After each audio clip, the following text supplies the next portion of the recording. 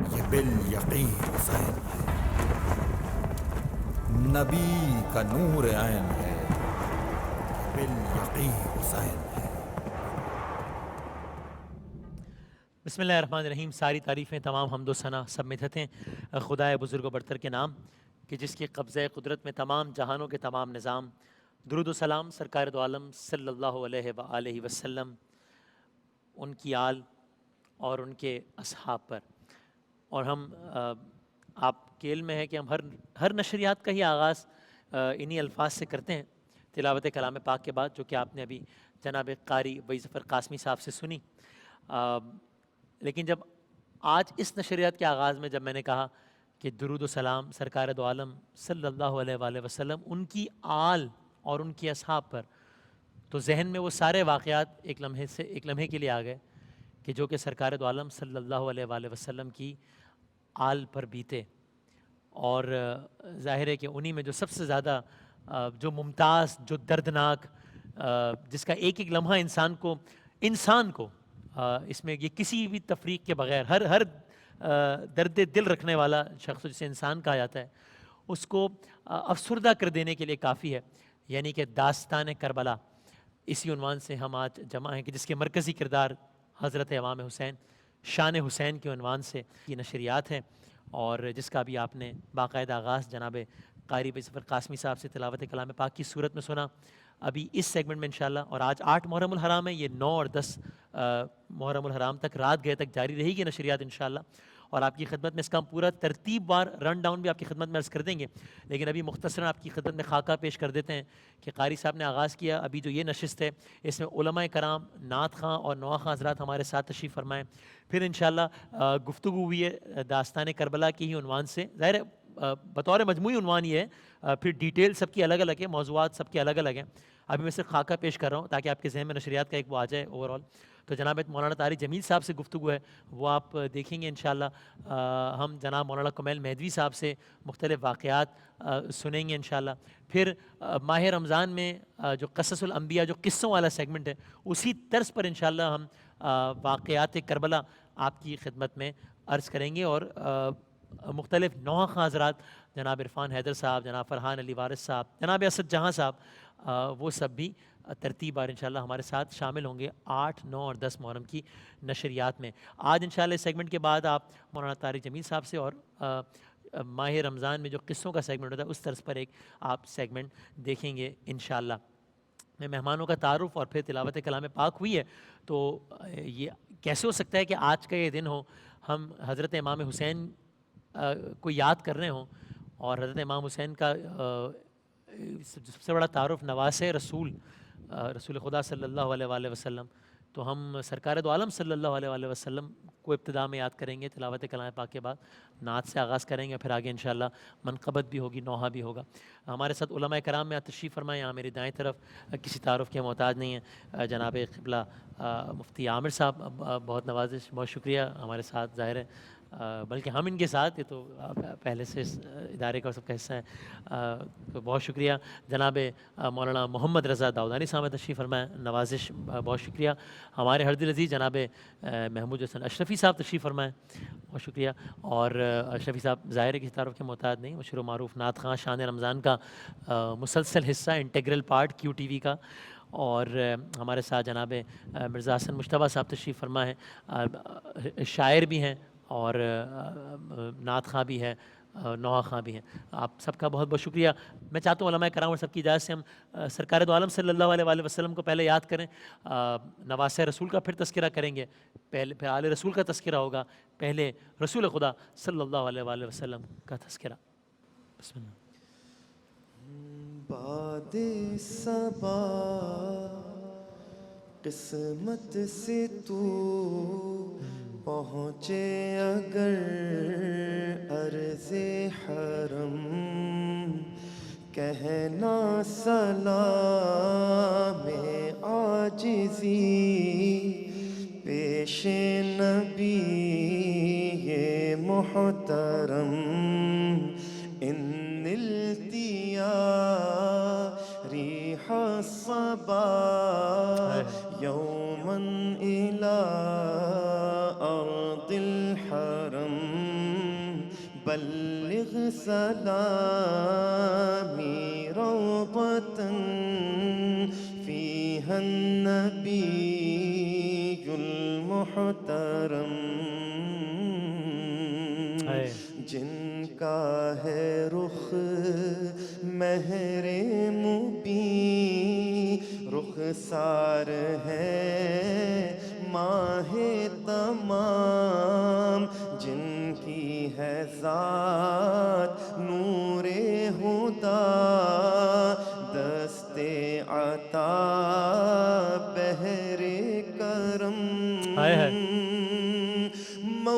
وجهه شمس الضحى من خده بدر الدجى من ذاته نور الهدى من كفه بحر الهمم،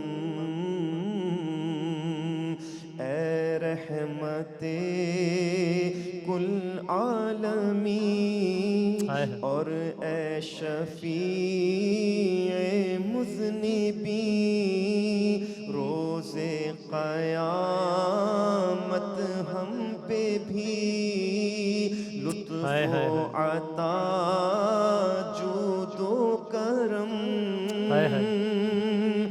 یا رحمت للعالمین انت شفیع المذنبین، اکرم لنا یوم الحزین فضلا وجودا والکرم، تلوار ہجر مصطفیٰ سے ہو گئے زخمی جگر، مژدہ انہیں جو ہے وہاں شہر نبی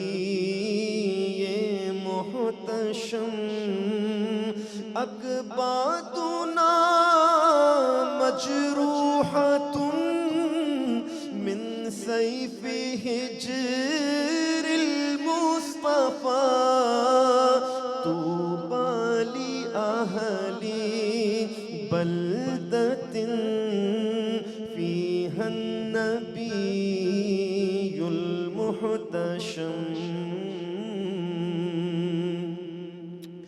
اے رحمت کل عالمین دیجے سہارا زین کو، وہ ظالموں کے ہاتھ میں محبوس ہے اور مزدحم،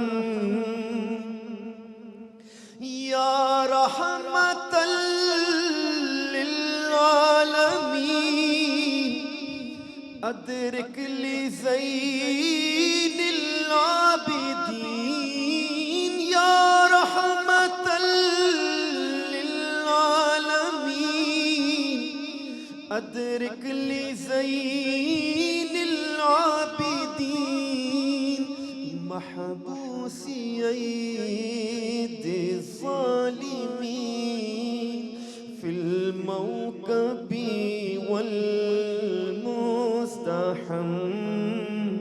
بلغ سلامی روضة فيها النبي المحترم۔ سبحان اللہ، سبحان اللہ، سبحان۔ اور اشرف صاحب اس کا ذرا ہمیں مختصر اس کا پس منظر بھی بتائیے نا، یہ آپ نے جو اب پیش کیا ہے اس کا۔ ہم نے بزرگوں نے سنا کہ یہ حضرت امام علی مقام حضرت امام زین العابدین رضی اللہ تعالیٰ عنہ کو جب کربلا سے شام کی طرف لے جایا گیا تو اس کیفیت میں آپ نے یہ کلام اپنے نانا کے حضور پیش کیا کہ باد صبا تیرا گزر۔ ہائے ہائے، جزاک اللہ، جزاک اللہ، اللہ تعالیٰ قبول فرمائے انشاءاللہ، جزاک اللہ۔ تو بس میں اشرفی صاحب نے بالکل ایک سما باندھ دیا ہے مجھے، اب سما باندھنے کی ضرورت نہیں رہی کہ ہم ظاہر مختلف پہلوؤں میں بات کریں گے انشاءاللہ۔ سب سے زیادہ کیا دردناک پہلو یہی نہیں ہے اس داستان کا، یا ایک بہت دردناک پہلو کہ یہ کون ہے حسین؟ یعنی ہم بات بات پر کہتے ہیں اینڈ وی مین اٹ کہ سرکار دو عالم صلی اللہ علیہ وآلہ وسلم پر ہمارے ماں باپ قربان، فدا کبھی ممی یا رسول اللہ، ان کے بچوں پر ہمارے بچے قربان۔ یہ ان کے بچے تھے، یہ ان کی آل تھی کہ جن کے ساتھ یہ سارا ستم ڈھایا گیا۔ تو میں چاہوں گا کہ آغاز میں ذرا اس عنوان سے ذرا آپ آغاز کیجئے گا کہ ہم آج کل کے زمانے میں بھی اگر کہیں کوئی بات بھی ہوتی ہے توہین سرکار دو عالم صلی اللہ علیہ وآلہ وسلم کے حوالے سے تو ہماری روح کانپ جاتی ہے، اینڈ رائٹلی سو۔ تو یہ واقعہ کربلا کا ایک بڑا پہلو یہ بھی نہیں کہ یہ یعنی اس سے بڑی کیا توہین رسالت، یعنی یزید سے بڑا شاتم کون ہوگا کہ جس نے گھرانہ رسول کو، جس نے آل رسول کے ساتھ یہ کیا۔ بسم اللہ الرحمن الرحیم۔ قرآن مجید کی آیت ہے، سورہ عنکبوت کے آغاز ہی میں پروردگار عالم یہ ارشاد فرماتا ہے حسب الناس ان یترکوا ان یقولوا آمنا وهم لا یفتنون، کہ کیا لوگوں نے یہ سمجھ لیا ہے کہ اتنا کہنے پر ان کو چھوڑ دیا جائے گا کہ ہم ایمان لائے اور ان کا امتحان نہیں لیا جائے گا، انہیں آزمائشوں میں مبتلا نہیں کیا جائے گا۔ اگر صرف اور صرف دعوی ایمان سے کام چل رہا ہوتا تو پھر تو بہت آسان تھا، زبان ہی سے تو کہنا ہے، دل کے معاملات کہاں آشکار ہوتے ہیں، وہ تو خدا جانے، اور قیامت کا میدان اس کو ایکسپوز کرے گا۔ یہ اعمال کی منزل ہوتی ہے کہ جہاں پر پتہ چلتا ہے کہ انسان جس ایمان کی بات کر رہا ہے واقعاً وہ عملی طور پر اس کو کتنا جسٹیفائی کرتا ہے۔ اس کا ایک پہلو یہی ہے، یعنی اگر آپ خود غور کریں نا، پیغمبر اکرم صلی اللہ علیہ وآلہ وسلم وقت ولادت امام حسین علیہ السلام اس بات کی خبر ملک کے ذریعے سے، فرشتے کے ذریعے سے پروردگار عالم نے پہنچائی، اور صرف ایک بار نہیں، بار بار پہنچائی ہے۔ یعنی مختلف انٹرولز میں ہم دیکھتے ہیں کہ بار بار امام حسین علیہ السلام کی شہادت کی خبر کو ذکر کیا گیا، مستدرک حاکم کے اندر، ترمذی کے اندر، جناب ام سلمہ والی روایت کے اندر کتنے مقامات پر ہم دیکھتے ہیں، اسود الغابہ کے اندر اور کئی مقامات پر، کہ ہمیں نظر آتا ہے کہ فرشتہ آتا ہے اور اس بات کا ذکر کرتا ہے، اور پیغمبر اکرم صلی اللہ علیہ وآلہ وسلم سے یہ کہتا ہے کہ آپ اس فرزند کو بہت پیار کرتے ہیں، تو پیغمبر اکرم جواب میں فرماتے ہیں اللہ گواہ ہے کہ میں اس بیٹے کو اور اس بچے کو کتنا پیار کرتا ہوں۔ جس پر وہ فرشتہ یہ کہتا ہے کہ اللہ کے رسول جس سے آپ اتنا پیار کرتے ہیں یہ آپ کی امت اسی کو ذبح کرے گی بھوکا پیاسا کربلا کے میدان میں۔ جس پر پیغمبر اکرم نے آنسو تو بہائے ہیں، گریہ تو کیا ہے، مگر ساتھ ہی ساتھ سوال کیا کہ وہ مجھ پر ایمان کا دعویٰ بھی رکھتے ہوں گے اور پھر اس کے بعد یہ کام کریں گے، اور فرشتہ یہی کہے گا کہ ہاں دعویٰ ان کا یہی ہوگا، لیکن یہ کہ بہرحال کام وہ اس طرح کا کریں گے۔ ظاہر ہے کہ اس کے بعد کیا وہ ایمان اور کیسا وہ ایمان کہ جس کے بعد نواسے رسول کی جس کی خبر شہادت کو سن کر شہادت سے بہت پہلے پیغمبر اکرم نے گریہ کیا اور زار زار گریہ کیا۔ یعنی آپ ذرا دیکھیں کہ میں کبھی اس روایت کو پڑھتا ہوں تو حیران ہو جاتا ہوں کہ جناب ام سلمہ اس وقت حجرے سے باہر تھی، دروازہ بند تھا، اور جناب ام سلمہ اس بات کو روایت کرتی ہیں کہ میں نے اللہ کے رسول کے گریہ کی آواز سنی۔ اب حجرے کے باہر اگر پیغمبر اکرم کی آواز آ رہی ہے تو یہ صرف آنسوؤں کا گریہ نہیں ہے، یہ آواز سے بلند گریہ ہے۔ جس کے بعد پیغمبر اکرم نے جب دروازہ، جناب ام سلمہ نے کہا کہ اللہ کے رسول خیریت تو ہے، میں اندر آ سکتی ہوں؟ کہا کہ ہاں آؤ۔ تو انہوں نے دیکھا، انہوں نے کہا کہ میں نے دیکھا کہ حسین اس وقت پیغمبر اکرم کے سینے پر تھے، پیغمبر اکرم آنسو بہا رہے تھے، اور میں نے جب سوال کیا تو وہی پوری تفصیل بیان کی کہ ملک نے یہ سب کچھ بیان کیا ہے۔ اور عامر صاحب اس پہ بھی روشنی ڈالیے گا کہ کیا یعنی کہیں یہ شائبہ نہ ہو جائے، ہمارے اذہان کو کلیئر کیجیے گا کہ یہ کیا ایک نانا کی ایک نواسے سے محبت ہے، جس طرح کسی بھی نانا کو نواسے سے محبت ہوتی ہے، یا یہ نہیں، یہ رسالت کی یہ ایک ایسی ہستی سے محبت ہے کہ جس کا رتبہ خداوند تعالیٰ نے الگ رکھا ہے، جداگانہ رکھا ہے؟ بسم اللہ الرحمن الرحیم۔ گو کہ یہ رشتہ بھی ہے نانا اور نواسے کا، بالکل بالکل، لیکن ایک بات یاد رکھیے کہ نانا اور نواسے کا رشتہ اپنی جگہ پہ مسلم رہے گا، لیکن ایک نبی کا عمل جو ہے وہ ہر حال میں شریعت ہے، چاہے وہ نواسے کے ساتھ کوئی معاملہ ہو، چاہے وہ اہلیہ کے ساتھ ہو، چاہے عام جنرل پبلک کے ساتھ ہو، تو نبی کا ہر عمل جو ہے وہ شریعت ضرور ہے۔ اس لیے حضور نبی کریم علیہ السلام کا اظہار کرنا یہ ایک قبل از وقت آپ کے علم اور اللہ تعالیٰ سے جو آپ کا تعلق تھا کہ حضور نبی کریم علیہ السلام نے وقت بھی بتا دیا کہ ام سلمہ جب یہ مٹی سرخ ہو جائے تو سمجھ لینا قد قتل حسین، حسین قتل کر دیے گئے ہیں۔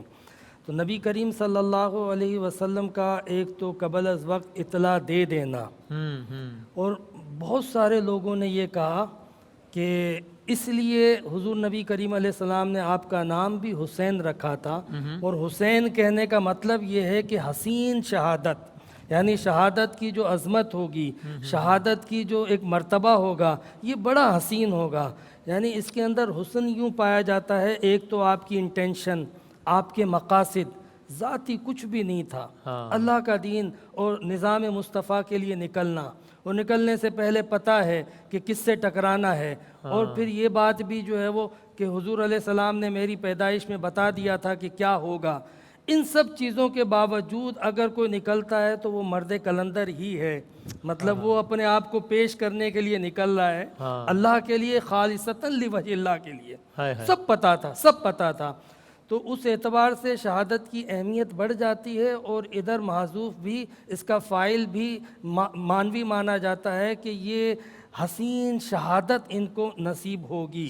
حسین شہادت سے مراد یہ ہے کہ اس کے اندر کئی پہلو ہوں گے، کئی گہرائیاں ہوں گی، کئی خوبیاں ہوں گی، ان کی شہادت میں کئی کمالات ہوں گے. یعنی جہاں وہ اپنے چہرے کے اعتبار سے حسن رکھتے تھے، صورت کے اعتبار سے کمال رکھتے تھے، اسی طرح سیرت اور کردار کے اعتبار سے بھی حسین ہوں گے، شہادت کے اعتبار سے بھی حسین ہوں گے. اور کیوں نہ ہو کہ حسین کی شہادت شہادت مصطفیٰ کا باب ہے. جب حضور کو اللہ نے سارے کمال عطا کیے، یعنی نبوت کا کمال، امامت کا کمال، ولایت کا کمال، تو شہادت کا کمال بھی اسی در پہ ہوگا، اسی گھر میں ہوگا، اور وہ حسین سے ہے. گویا حسین کی شہادت، بہت سارے لوگوں نے علامہ صاحب اس کی تفصیلی بھی یہ بیان کی، الحسین منی، حسین مجھ سے، ظاہر سی بات ہے آپ اصل اور حسین آپ کی اولاد، اور فرمایا کہ وَأَنَا مِنَ الْحُسَيْن، اس کا مطلب یہ ہے میں حسین سے ہوں کہ میری شہادت کا ظہور، سبحان اللہ، اور اس کلمے کی گواہی کا ظہور حسین سے ہوگا. تو یہ انا من الحسین کی تفسیر بھی تھی، یعنی آپ کی یہ حسین شہادت. تو حضرت امام حسین رضی اللہ تعالی عنہ کے حوالے سے یہ بات واقعی ایک معنی رکھتی ہے کہ نبی اکرم صلی اللہ علیہ وسلم کا فرمانا، نبی اکرم صلی اللہ علیہ وسلم کا اس پہ افسوس کرنا، نبی اکرم صلی اللہ علیہ وسلم کے یہ سوالات کہ کیا وہ مسلمان ہوں گے، کیا وہ کلمہ پڑھیں گے، اس لیے کہ ہمارے سامنے حضرت امیر حمزہ ہیں، ایک عظیم شخصیت ہیں، ان کی بھی شہادت کا حضور کو افسوس ہے، لیکن مقابلے میں کون تھے؟ کافر تھے نا. یہاں حیرت یہ ہے کہ وہ لوگ جو کلمہ پڑھ رہے ہیں، وہ لوگ جو اپنے آپ کو مسلمان کہہ رہے ہیں، لیکن ان کا حال یہ ہے، ان کا کردار یہ ہے، ان کے کارنامے یہ ہیں کہ نواسہ رسول کے ساتھ یہ ظلم، یہ ستم، یعنی اقتدار کا نشہ، طاقت کا نشہ.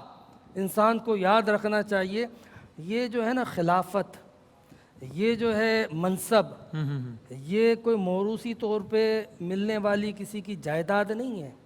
یہ خلافت ایک شرعی منصب ہے. یہ امیر المومنین ہونا اور خلیفہ رسول ہونا یہ نبی کریم علیہ السلام کی نسبت سے ہے، اس میں کسی کی اجارہ داری نہیں ہے کہ اس میں من مانی کی جائے. لیکن جب یہ منصب ملتا ہے تو آدمی کو سوچنا چاہیے. جب یہ طاقت اور قوت ملتی ہے تو ایک وہ فرعون تھا جس نے کہا انا ربکم الاعلی، اسی منصب کے نشے میں. یہ ایسا نشہ ہوتا ہے طاقت، وہ بھول گیا، اسے نہیں پتہ چلا، اس نے جو ہے وہ فراموش کر دیا. وہ ایسے نشے میں تھا کہ یہ کون سی ہستی ہے، یعنی وہ ہستی کہ ان ہستی کے تو اگر غلطیاں ہوں تو اس کو بھی جو ہے وہ نظر انداز کرنا چاہیے، مگر یہاں غلطی کا تو سوال ہی نہیں ہے، یہاں تو تصور ہی نہیں ہے، یہاں تو ممکن ہی نہیں ہے.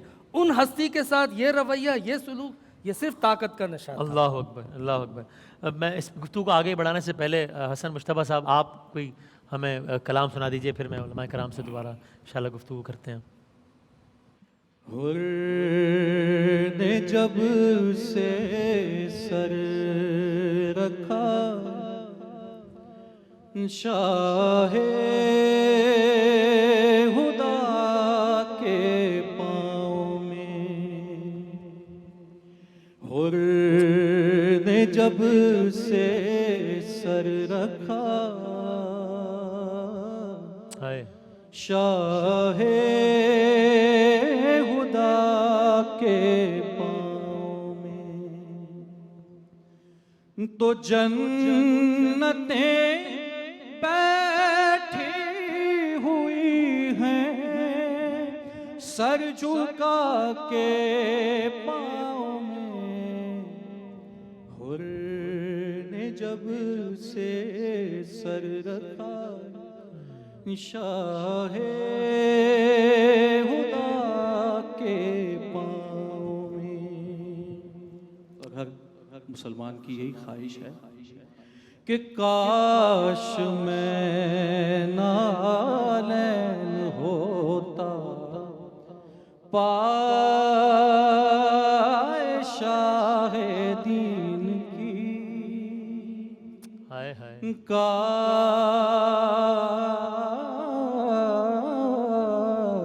میں نالین ہوتا، پائے شاہ دین کی، تو عمر بھر رہتا میں شاہ کربلا کے پاؤں میں۔ ہائے حر نے جب سے سر ہائے ہائے رکھا شاہ خدا کے پاؤں میں۔ ہائے ہائے شعر دیکھیے گا کہ اے چراغ خیمہ شبی، میں تیرے نثار، چراغ خیمہ ہائے ہائے شبیر، میں تیرے نثار، کہ ڈال دی ہے بیڑیاں تو نے ہوا کے پاؤں میں، ہائے ہائے ڈال دی ہیں بیڑیاں تو نے ہوا کے پاؤں میں۔ اس تمنا میں کہ غازی منہ لگا لیں ایک بار، اس تمنا میں کہ غازی منہ لگا لیں ایک بار، آج تک دریا پڑا ہے باوفا کے پاؤں میں، آج تک دریا پڑا ہے باوفا کے پاؤں میں۔ جزاک اللہ جزاک اللہ جزاک اللہ۔ اب ذرا آج کی اس نشست کو ہم سمیٹتے ہیں، پھر انشاءاللہ روزانہ یہ نشست ہماری ہوگی علماء کرام کے ساتھ، کل بھی اور پرسوں بھی۔ میں چاہوں گا ذرا آپ نے جس گفتگو کو آپ نے آغاز کیا تھا، مفتی عامر صاحب نے اس کو کنٹینیو کیا، میں نے جب یہ شعر سنا تو میں بڑا حیران ہوا، اور میں نے باقاعدہ علماء کرام سے پوچھا کہ یہ صرف کیا یہ شاعری ہے یا یہ کیا، تو ذرا سمجھائے گا کیا تمسخر ہوا اسلام کی تقدیر کے ساتھ، کٹا شبیر کا سر نعرہ تکبیر کے ساتھ۔ اب ہم سب جانتے ہیں کہ ہم نے آج کل کے زمانے میں بھی عملاً ایسا ہوتا ہوا دیکھا۔ میں نے بحیثیت جرنلسٹ اس طرح کے واقعات رپورٹ کیے کہ جب میں نے وہاں پر جا کر پوچھا کہ بھئی کیا ہوا تھا، تو بتایا کہ جناب وہ وہاں سے مؤذن کی آواز بلندی اللہ اکبر کی، یہاں سے جس نے اپنے آپ کو اس نے تو یعنی it was actually like that, کیونکہ آپ نے بتایا کہ بھائی مفتی عامر صاحب نے بھی کہا کہ مد مقابل بھی برائے نام ہی صحیح لیکن مسلمان ہی تھے، تو یہاں اس انداز سے ہوا یہ کام۔ اگر آپ غور فرمائیں نا وسیم، تو جہالت اور جاہلیت کا یہ فرق ہے کہ جہالت میں اگنورنس ہوتی ہے، جاہلیت میں ایک اچھی چیز کو لے کر ایسی جگہ پر فٹ کیا جاتا ہے کہ جو اس کا محل نہیں ہوتا، یہ کمپاؤنڈ اگنورنس ہے۔ آپ اس کی بہت ساری مثالیں دیکھ سکتے ہیں کہ مثال کے طور پہ ایک شخص ہے وہ رہزنی کرتا ہے، ڈکیتی کرتا ہے اور کہتا ہے میں بہت بہادر ہوں، صحیح ہے، تو بہادری ایک اچھا عنوان ہے، لیکن لے جا کر کہاں پر چشمہ کر دیا اس نے۔ ایک شخص جوا کھیلتا ہے اور کہتا ہے میں بہت سخی ہوں، I don't care about my money, تو اس کا مطلب یہ نہیں ہے کہ اس نے یہ عنوان صحیح جگہ پر لگایا ہے۔ اسی طریقے سے ایک شخص کہ میں بڑا غیرت دار ہوں اور بیٹیوں کو دفن کرنا شروع کر دے، تو غیرت دار ہونا اچھا ہے، لیکن آپ دیکھیے کہ عنوان کو کہاں پر لے جا کے چسپاں کیا۔ تکبیر ایک ایسا نعرہ ہے کہ جو خدا کی کبریائی کو بیان کرتا ہے۔ فکبر قرآن مجید کے اندر ہے، وثیابک وطہر سورہ مدثر کے اندر پروردگار عالم فرماتا ہے یا ایھا المدثر قم فانذر وَأَنذِرْ وَرَبَّكَ فَكَبِّرْ، اپنے رب کی کبریائی کو بیان کیجیے. تو کبریائی تو بہت اچھی بات تھی. کہاں کہاں کبریائی کا تذکرہ آتا ہے؟ نماز میں کبریائی کا تذکرہ آتا ہے. انسان حج پر جاتا ہے، خانہ کعبہ کو دیکھتا ہے، اللہ اکبر کہتا ہے. اسی طریقے سے اگر کسی قربانی کے جانور کو ذبح کیا جاتا ہے تو اللہ اکبر یا خدا کا نام لیا جاتا ہے. مگر غور کیجیے کہ کیا ہم نے اسی زمانے میں اسی دنیا کے اندر نہیں دیکھا کہ بے گناہوں کو قتل کیا گیا، ان کا گلا کاٹا گیا اور اللہ اکبر کا نعرہ بلند کیا گیا؟ کیا داعش کے مظالم ہم بھول سکتے ہیں؟ اسی طریقے سے اگر آپ دیکھیں تو اس کی آپ کو بنیاد اور روٹس ملے گی کہاں پر؟ کربلا کے اندر، کہ حسین مظلوم کو قتل کیا جا رہا ہے اور یہ جملہ کہا جا رہا ہے اللہ اکبر. اور پھر اس کے بعد بعض جگہوں پر مقاتل کے اندر میں نے تو یہ الفاظ بھی پڑھے کہ جلدی کرو، نماز جمعہ کے لیے دیر ہو رہی ہے. تو یہ نماز جمعہ کی توہین نہیں ہے کہ وہ محمد مصطفیٰ صلی اللہ علیہ وآلہ وسلم کی جس نے نماز سکھائی، جس نے آداب نماز بتلائے، جس نے جمعہ تعلیم کیا اور جس نے اپنی اولاد کی یہ محبت تعلیم کی کہ یہ وارث ہے میرے دین کے، شاہ است حسین بادشاہ است حسین دین است حسین. مگر آپ غور فرمائیے کہ پھر اسی حسین کا سر کاٹا جا رہا ہے. یہ جاہلیت کا ایک انداز ہے کہ جس میں نعرہ تکبیر کی بھی توہین ہے. ایک شاعر نے یہ کہا کہ یہ آپ کو قتل کرتے ہوئے تکبیر بلند کر رہے تھے، اور انصاف کی بات یہ ہے کہ انہوں نے آپ کے قتل کے ساتھ خود تکبیر کو قتل کر دیا. ہائے ہائے اللہ اکبر. تو مفتی عامر صاحب پھر اب یہ یعنی یہ جو ایک اس کا مطلب یہ حق اور باطل کی تفریق ہے، یہ جو حسینی سوچ اور یزیدی سوچ کی جو تفریق ہے، ذرا آپ آخر میں اس عنوان سے بتائیے گا، کیونکہ اس میں روشنی ڈالیے گا کہ جس طریقے سے امام حسین کی حقانیت پہ آپ نے روشنی ڈالی، جس طرح یہ ایک فیکٹ ہے کہ ظاہر وقت پہ there are no two opinions about it, تو پھر مخالف کیمپ کا، یزیدی کیمپ کا، یزیدی سوچ کا باطل پر ہونا بھی اسی طریقے سے ایک فیکٹ ہے نا، ڈے لائٹ فیکٹ ہے نا. ہاں بالکل. اور علامہ صاحب نے جو مقدمے میں بات کی نا، یہ بڑی اہم ہے کہ جہالت اور جاہلیت کا جو فرق ہے. یعنی ہمارے یہاں پہ جو پرسیپشن ہے دین کے حوالے سے بڑا لوز اور بڑا ویک، کمزور. دین کی اصل کیا ہے، اس کو لے کر کہاں جاتے ہیں، غلط مس یوز کرتے ہیں، مس انٹرپریٹ کرتے ہیں. مجھے حیرت ہے علامہ صاحب، آپ نے بھی پڑھا ہوگا ذل جوشن جو جرنیل تھا اور آگے تھا قتل کرنے میں، وہ اس کا معمول یہ تھا کہ وہ فجر کے بعد تہجد، اشراق و چاشت تک وہ مسلح پہ بیٹھا رہتا تھا. پھر اس کو مختار ثقفی نے مارا، اس کو قتل کیا، اس سے انتقام لیا. اس کا معمول یہ تھا کہ مطلب آپ دیکھیں کہ ایک طرف دین کا اتنا بڑا جو ہے وہ، ادھر آپ دیکھ لیں جو حضرت علی کے خلاف کھڑے ہوئے تھے. مفتی عامر صاحب نے بالکل صحیح فرمایا. خوارج ہیں وہ جو حضرت علی کے خلاف کھڑے ہوئے تھے، وہ بہت بڑے دعوے دار تھے دین کے، لیکن حضرت علی نے فرمایا کہ وہ دین سے خارج. مطلب وہ واقعی امت اس پر متفق ہے. اور شاید ہمیں سمجھ نہ آتی، یعنی میں اپنے جیسے کم علم کی بات کر رہا ہوں، اگر ہم عصر حاضر میں واقعات نہ دیکھ رہے ہوتے، کہ آج بھی ہم دیکھ رہے ہوتے نا. بالکل آپ نے صحیح کہا کہ ایسا ہوتا تھا کہ نہیں، واقعی تاریخ کی کتابیں تو سچ ہیں ہی، لیکن ہم نے اپنی آنکھوں سے بھی دیکھا کہ یہ لوگ دین کی غلط تعبیر، یعنی اللہ تعالیٰ کے کلام کو، اللہ تبارک و تعالیٰ کے دین کو کس طرح سمجھنا چاہیے، ایسے ہی تو نہیں ارکریزی کی اور جوتیاں کسی ائمہ اور اکابرین نے، اور ایسے ہی تو نہیں مولا نے کہا کہ سلونی اما شئتم، تم قرآن کے بارے میں مجھ سے جو چاہو پوچھو، جو چاہو پوچھو. تو بھائی قرآن، صاحب قرآن سے نہیں پوچھو گے قرآن کی منشا کیا ہے، مراد کیا ہے، قرآن نازل کیا ہوا، کیوں ہوا، کس لیے ہوا، قرآن کے احکامات کے مقاصد کیا ہیں. آپ کسی بھی بات کو، کسی بھی حکم کو کسی پر بھی لگا دو گے، یہ تو منمانی ہوئی. پھر قرآن کو ماننا نہ ہوا، قرآن کے نام پہ ایک منمانی ہوئی. جو بات علامہ صاحب نے کہی نا کہ بس وہ اپنا جو ایک موقف تھا وہ برقرار رکھا اور اسلام کا نام استعمال کیا. جہالت اور جاہلیت جو ہے اس کا فرق یہی تھا نا کہ اگنورنس اور چیز تھی، جب شعور آیا اور جب ایک چیز کی طرف متوجہ کیا گیا تو جس نے کلمہ پڑھا تو دل سے پڑھا، لیکن دوسری طرف ہم نے یہ بھی دیکھا کہ وہ اثرات نہیں گئے نہ جانے والوں میں. سبحان اللہ، جزاک اللہ. بہت نوازش، بہت شکریہ چاروں ہمارے دو علماء کرام کا اور نعت خواہ نوا خواہ حضرات کا. ہم نے آج یہ ابتدائی نشست کر دی 8 محرم کی، اور انشاءاللہ کل 9 محرم میں ہم علماء اور نعت خواہ حضرات اور نوا خواہ حضرات کے ساتھ 2 نشستیں کریں گے انشاءاللہ. تو میں اس کا صرف ایک تھوڑا سا ایک ٹیزر دیتے ہیں کہ مولانا صاحب ذرا کل جو پہلی نشست ہے اس میں ذرا یہ بتائیے گا کہ پھر جیت اور ہار کا پیمانہ کیا ہوتا ہے کسی جنگ میں. کیونکہ اگر ہم اب نمبر کاؤنٹ دیکھ لیں اگر، تو بھائی میں اپنے سمجھنے کے لیے کہہ رہا ہوں، تو بھائی یہاں تو اکثریت جو ہے وہ شہید ہو گئی، وہاں تو شادیانے بجائے گئے، وہاں تو فتح کے دعوے کیے گئے. تو پھر کون جیتا کیسی جیتا, جیت اور ہار کا کیا پیمانہ ہوگا واقعہ کربلا ذرا اس سے, اور پھر ہم اور واقعاتی بات کریں گے انشاءاللہ, اور اشرفی صاحب بھی ہمارے ساتھ ہوں گے اور حسن صاحب انشاءاللہ. آج کی نشریات کی حد تک ہم اس نشست صاحب سے اجازت چاہتے ہیں انشاءاللہ, اور کل آپ دوبارہ ہماری یہ نشست دیکھیں گے انشاءاللہ. ابھی ایک وقفہ لیتے ہیں اور اس کے بعد شان حسین نشریات 8 محرم الحرام کی جاری ہے. یہ بالیقین حسین ہے,